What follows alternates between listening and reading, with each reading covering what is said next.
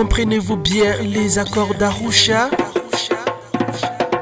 Itorero Burundi vous propose une série des émissions sur l'explication des accords d'Arusha.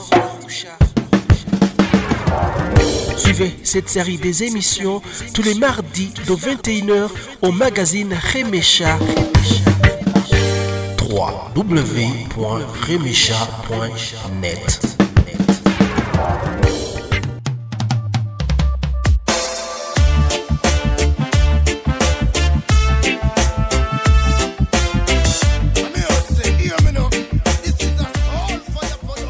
Nous sommes mardi 9 août 2022.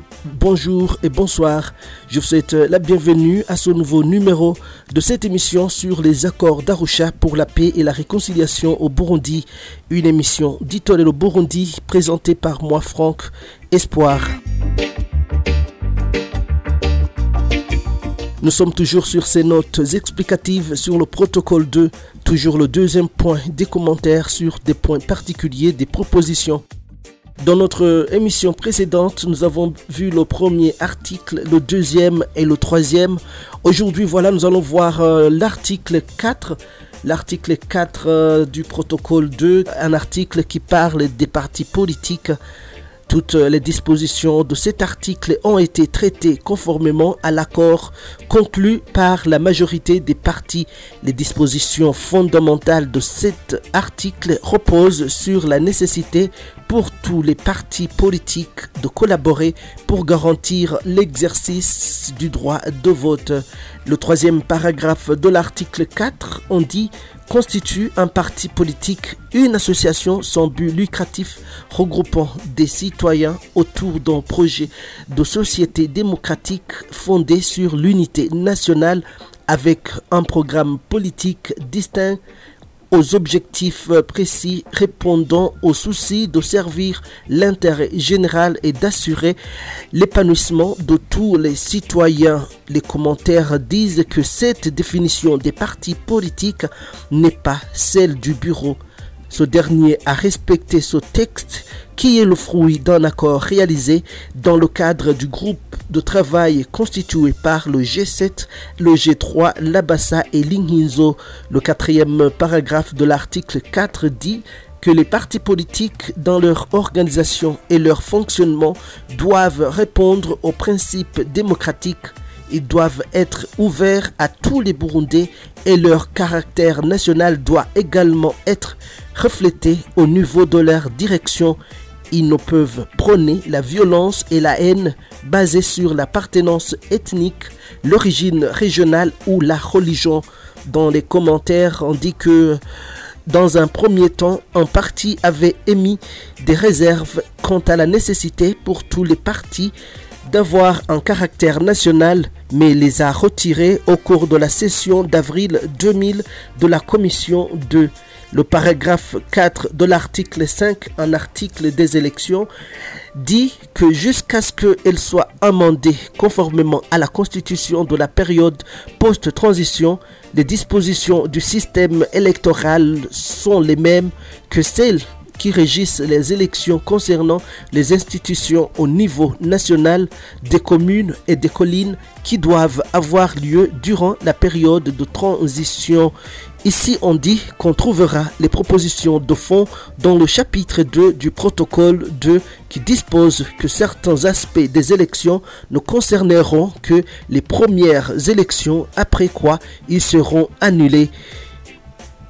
Le paragraphe 5 de l'article 5 dit qu'une commission électorale nationale indépendante constituée conformément aux dispositions énoncées à l'article 20 du présent protocole garantit la liberté, l'impartialité et l'indépendance du processus électoral. Dans les commentaires, on dit qu'un groupe a formulé une proposition détaillée au sujet des mécanismes de cooptation dans la mesure où elles sont abordées dans le présent texte. Certaines dispositions et certaines questions ont été traitées dans le chapitre 2.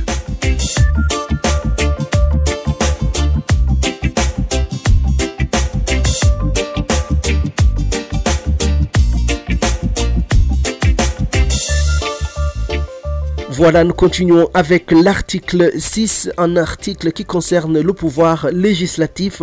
Le paragraphe 2, première phrase, une phrase qui dit « Le nombre des membres de l'Assemblée nationale est fixé par la Constitution et est initialement fixé à 100. » Des commentaires disent que le chiffre de 100 est peut-être élevé au regard des ressources du Burundi, mais il se justifie car il importe d'élargir la participation des citoyens à un processus politique global, voir chapitre 2 du protocole 2, l'article 15, paragraphe 3. Nous continuons avec le troisième paragraphe de l'article 6. Un paragraphe qui dit que l'Assemblée nationale légifère, surveille l'action du gouvernement et remplit toute autre fonction que lui assigne la Constitution. L'Assemblée nationale approuve le budget de l'État. Nonobstant, certaines questions peuvent être soumises à l'approbation populaire par voie de référendum. Les commentaires de ce paragraphe dit qu'un parti avait proposé que les lois soient adoptées par voie de référendum. Il est préférable de stipuler que le législatif est tenu d'adopter toute loi qui a été approuvée par référendum. Le cinquième paragraphe de l'article 6, on a écrit que la Constitution ne peut être amendée que par une majorité de 4/5 à l'Assemblée nationale et 2/3 au Sénat. La proposition initiale a été amendée afin d'aligner la majorité requise à l'Assemblée nationale sur des dispositions de la Constitution de 1992. Il ne paraît pas avisé d'exiger la même majorité très élevée à la fois au Sénat et à l'Assemblée nationale. Le huitième paragraphe de l'article 6, on dit que toute affaire pénale mettant en cause un mandataire politique est déférée à une chambre de la Cour suprême et en cas de condamnation, tout recours est recevable par les chambres réunies de la Cour suprême. Ici, on dit que la tendance générale est de faire en sorte que l'immunité des parlementaires s'applique à leurs activités politiques sans toutefois l'étendre nécessairement aux affaires pénales ordinaires ou au manquement aux obligations civiques. Le 10e paragraphe de cet article 6, on dit que les modalités de remplacement des députés et des sénateurs en cas de vacance de siège sont fixées par la loi. La taille et les modalités précises d'élargissement de l'Assemblée nationale de transition sont définies au chapitre 2 du protocole 2. La commission 2 a examiné plusieurs variantes concernant la possibilité d'élargir l'Assemblée nationale définitive sans toutefois parvenir à un accord. L'article 6, paragraphe 14, première phrase, on dit « Il est créé un Sénat dont les attributions sont énoncées par le présent protocole et qui exerce toute autre fonction que lui confie la Constitution ou la loi. » Dans les commentaires, on dit que le bureau est conscient que certains partis à l'une des extrémités de l'éventail politique rejettent l'idée d'un Sénat, faisant valoir que le Burundi n'a pas besoin d'une deuxième chambre coûteuse, qu'un Sénat sera un obstacle au mécanisme législatif et que dans la mesure où c'est une chambre ethniquement équilibrée, il accentuera les divisions ethniques. À l'autre extrémité, le Sénat est rejeté parce qu'il ne saurait remplacer efficacement une représentation politique intracommunautaire ou séparée et que des Tutsis non représentatifs seraient élus au lieu de Tutsis ayant uniquement la confiance de Tutsis. Faute de terrain d'entente entre ces deux extrêmes, le bureau a adopté pour un régime fondé sur les éléments suivants. Donc 1. Un gouvernement démocratique. 2. La garantie d'une représentation multiethnique à l'Assemblée.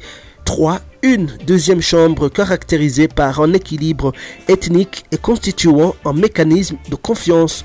4. une approche favorisant l'édification de la nation plutôt que la concurrence entre groupes ethniques. Le Sénat est un mécanisme largement utilisé en pareil cas et on ne peut guère le considérer comme une anomalie. L'article 6, fin du paragraphe 14, on dit: le Sénat est composé de 2 délégués de chaque province élus par un collège électoral composé de membres de conseils communaux de la province considérés provenant de communautés ethniques différentes et élus par des scrutins distincts. Le mode d'élection des sénateurs est l'aspect le plus délicat étant donné qu'il s'agit expressément d'offrir une tribune aux préoccupations régionales dans un cadre ethniquement équilibré, encore que le système ne prévoit ni de communautés ethniques géographiquement distinctes, ni d'élections séparées par chaque groupe ethnique, non plus que des moyens d'identification ou d'inscription sur une base ethnique. Il a semblé au bureau que des élections au suffrage indirect étaient la seule méthode possible. Il n'empêche que le texte proposé risque toujours de soulever des objections selon lesquelles les représentations ethniques sont en fait des représentants régionaux et non pas des personnes qui représentent un électorat ethnique. Toutefois, à long terme, ce fait même pourrait aider à surmonter des divisions du passé. De plus, le collège électoral est constitué de personnes préoccupées par les questions de développement communautaire.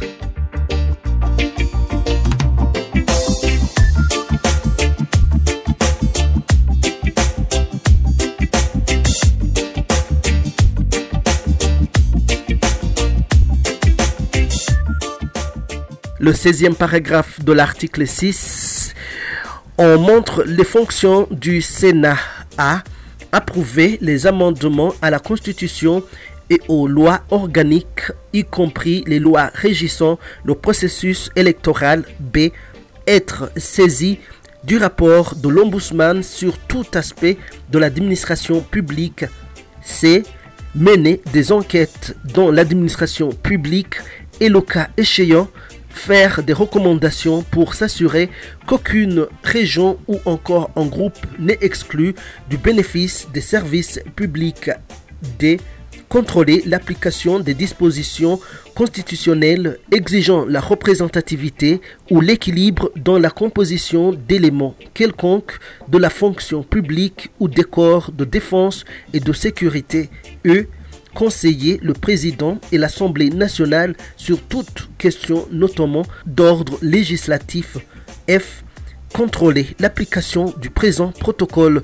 G. Formuler des observations ou proposer des amendements concernant la législation adoptée par l'Assemblée nationale et élaborer et disposer des projets de loi pour examen par l'Assemblée nationale. Dans les commentaires, on dit que les pouvoirs et attributions du Sénat ont été axés sur les questions intéressantes, particulièrement les régions et les communautés ethniques. Toujours ce même paragraphe sur le point C, donc dans les fonctions du Sénat, de mener des enquêtes dans l'administration publique et, le cas échéant, faire des recommandations pour s'assurer qu'aucune région ou encore un groupe n'exclut du bénéfice des services publics. On dit dans ces commentaires que, contrairement au président de la République, l'Ombudsman n'appartient à aucun parti politique mais joue un rôle essentiel pour ce qui est d'assurer une administration correcte et honnête. De ce fait, il faut qu'il bénéficie d'un appui très élevé et non partisan si l'on veut qu'il joue son rôle d'observateur vigilant. L'Ombudsman, c'est un mot suédois dans divers pays. C'est une personne chargée de défendre les droits du citoyen face au pouvoir public. Enfin, pour clore, voyons le paragraphe 17 de l'article 6 qui concerne les nominations uniquement approuvées par le Sénat. Donc le point A, Le Sénat approuve la nomination des chefs de forces de défense, de la police et des services de renseignement. Le point B, gouverneur des provinces nommés par le président de la République. C, l'ombudsman. D, membre du Conseil supérieur de la magistrature. E, membre de la Cour suprême. F, membre de la Cour constitutionnelle. G, procureur général et magistrat du parquet général. H, le président de la cour d'appel et président de la cour administrative. I, procureur général près la cour d'appel. G, président du tribunal de grande instance, du tribunal du commerce et du tribunal du travail. Enfin, K, les procureurs de la République. Ce mécanisme de cooptation permet d'éviter toute exclusion d'ordre ethnique au niveau des pouvoirs locaux. Il n'entre toutefois pas en jeu si la communauté présente un caractère monoethnique ou si le conseil présente un caractère multiethnique approprié.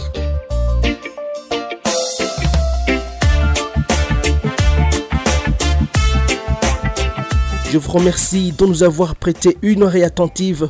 Je vous rappelle que vous pouvez retrouver cette série des émissions sur le www.itorero.org et www.remesha.net ainsi que sur tous les comptes des réseaux sociaux d'Itorero Burundi, YouTube et Facebook Itorero Burundi et Twitter Itorero B. Si vous avez une suggestion ou une question, n'hésitez pas de nous texter sur notre WhatsApp plus 358 46 89 67 69 5.